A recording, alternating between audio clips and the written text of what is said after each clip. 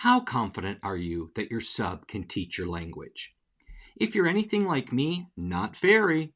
So here's my go-to no prep sub plan that I use whenever I need to take a day.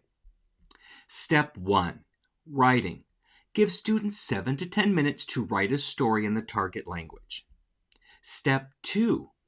Reading and listening. In small groups, have your students read their stories aloud.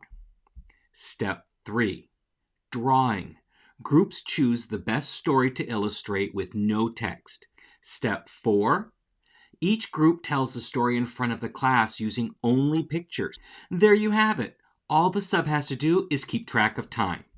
Download my free No Prep sub plan to add to your toolbox today at mm.us/subplan.